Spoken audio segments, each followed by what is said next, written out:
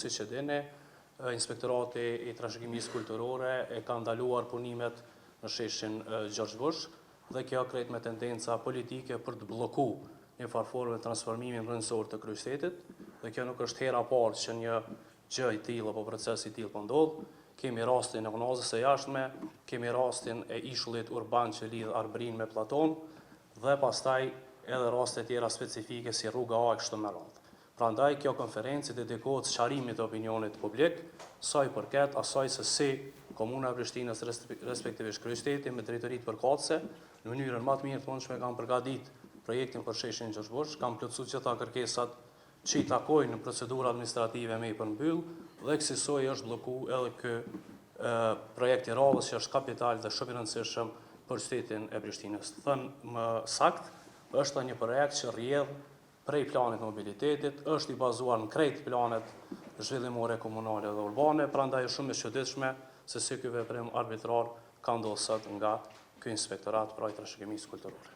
Për detajet profesionale dhe teknike kemi prezent drejtorin përkatës, drejtorin për planifikim strategjik Albert Sadiki dhe drejtorin e transformimit zotrin Gzim Kastati. Prandaj pyetjet profesionale do drejtojmë atyre, por edhe pyetjet përgjithshme jemi të gatshëm t'ju përgjigjemi. Ne, me thonë drejtën, sot jemi gjindë kogja të papritur, si që përmende edhe Donati, me veprimet cilat për neve janë krejt panevojshme, sepse jemi të folë për një projekt cilin nuk është që ne e kemi përmendur për herë të parë, po është diçka që është promovuar prej fillimit si thelbi i intervenimeve cilë do ta kthejnë Prishtinën në qytet për qytetarët.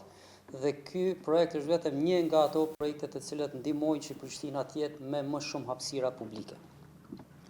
Projekti është në përputhshmëri të plotë me atë që u përmend, po unë me qenë se jam në pozitën e drejtorit të planifikimit, mund t'ju tregoj edhe me cilat plane, sepse ka pas do ditë edhe pyetjet e asaj natyre.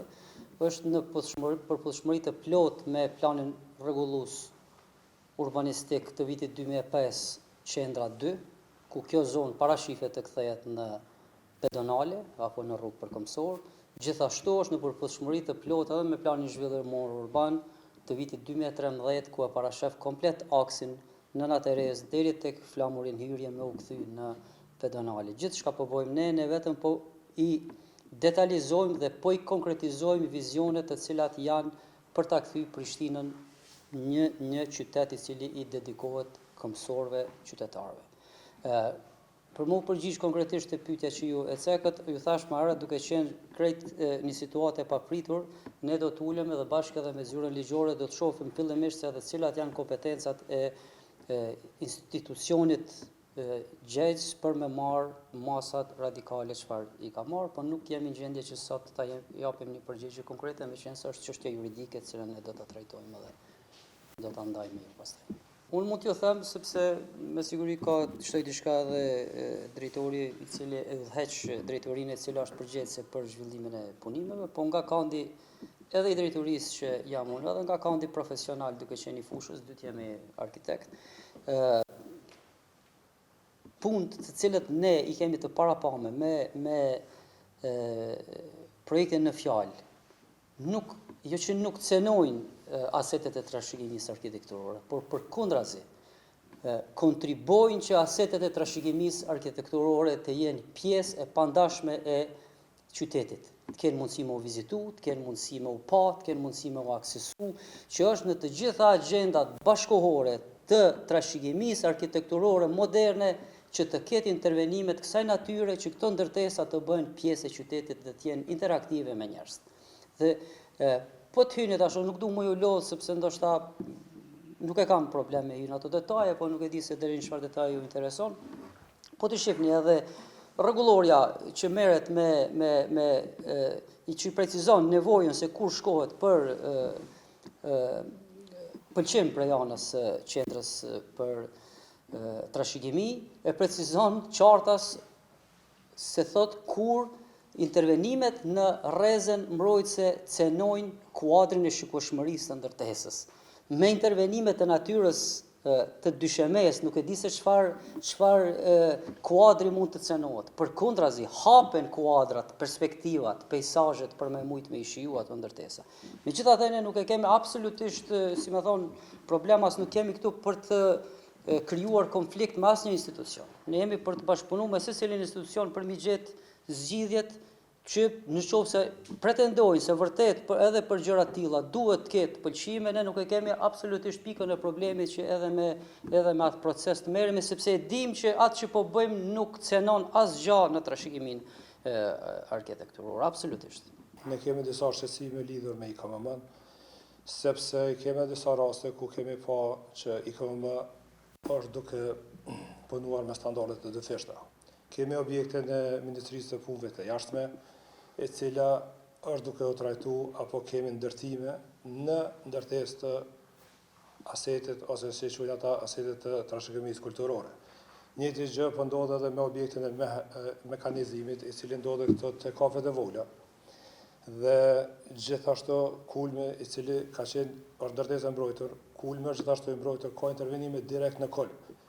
E përmendi drejtori që projekti George Bush nuk i atakon, nuk i cenon as objektet, as asetet të trashëgimisë, përveç atyre i çliron ato nga parazitet dhe gjitha ndërtimet edhe keq funksionalizimin e hapësirave publike gjatë gjithë kësaj kohe, gjithë kësaj periudhe të nis para dhe pas luftës. Po konkretisht, a do të merrni leje apo jo? Patjetër, projekti i përmbosh i ka 7 faza ndërtimit, faza e parë nuk ka nevojë për leje sepse jemi duke intervenuar në infrastrukturë nën-toksore që i bën kanalizim, ujësies dhe trasen, do të thonë materializimin e rrugës. Ndërsa faza tjera që e kemi përmendur më herë, që është me 21 shkurt, kemi pas një intervistë ku e kemi precizuar cila ka me që faza e parë dhe pastaj ka me filluar në vazhdimsi me fazën e dytë që hyn te objekti i RTK-s, bibliotekës dhe fazave tjera. Në atë rast, dokumentet e projektit është i përgatitur detajisht, normal që kanë me pas do të thonë kërkesë nga institucione relevante.